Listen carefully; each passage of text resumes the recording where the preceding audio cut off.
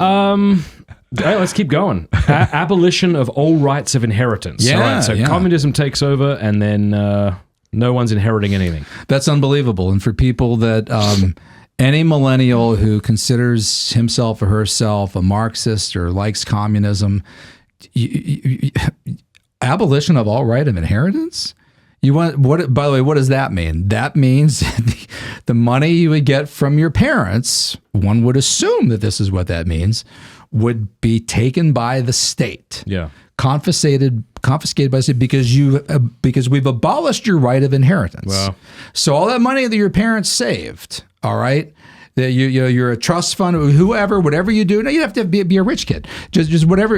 Americans, most people's parents own homes. Yeah. When the parents die, you're going to inherit some of their money.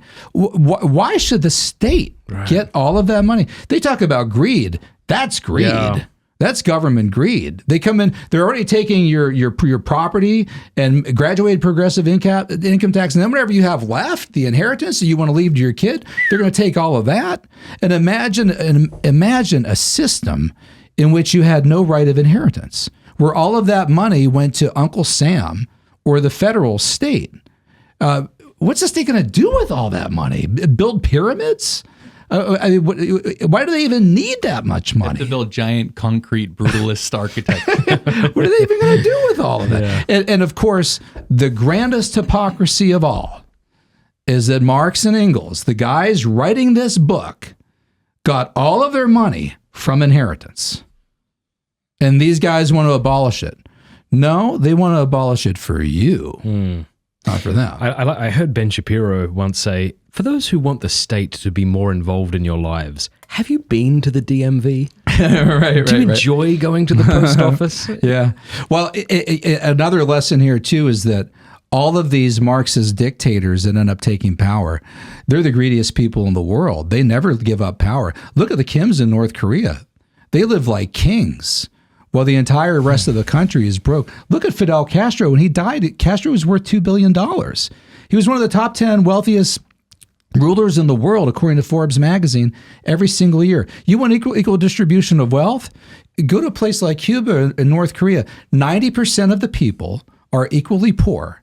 And then there's the 10% of party apparatchiks who own all the property, have all the money. And at the very top of the pyramid there's Fidel and Raul. Right? And it's like that with Stalin. It's like that with Mao. It's like that with all of these communist dictators. So the big dirty secret here is really, this is communism for you, not for them. It's for the ruled, not the rulers.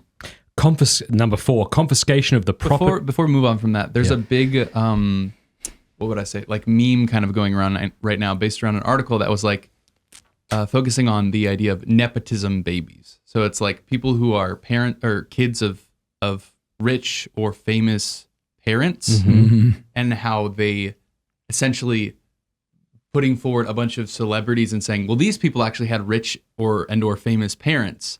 And I guess the idea is that you would lose some respect for them, or that some of them would be talented and the other ones kind of just are positioned in that place unjustly because they have had this advantage. How do you think that connects to this conversation? Well, I would add there that their parents made that money and they've earned it legally, and their children have a right to be useless. Right. Yeah, and it people can be useless with or without money. Yeah, and it's unfortunate the parents shouldn't do that, but. Should the state then come in and play the role of this moral keeps coming back exemplar, to this, like, what's your leveler? solution? That's the thing it keeps coming back to, isn't it? So we would need some sort of a morality bureau to come in Washington and decide which of these cases are just and which are unjust, and then how much of that money, presumably, maybe Google would need to be taken. Right. They deserve to be from these kids, the son of a rich parent, and then given to who? Right. So what's the solution to that? That's the question you got to keep coming back to. Because it's very easy to point out awful things in the world. Right. But if your solution is abolish private property and have the government take care of everything. Yeah, I mean, they're brats and that sucks, but what do you do? And again, people with no money can be awful too, it turns out. Yeah. And by the way, I don't envy them. I don't wake up in the middle of the night and think, I can't believe I can't go back to sleep. right? Where's my manifesto? Make that a my really pacifier. quick clip. Thanks so much for watching. Please like if you liked, and if you loved, subscribe.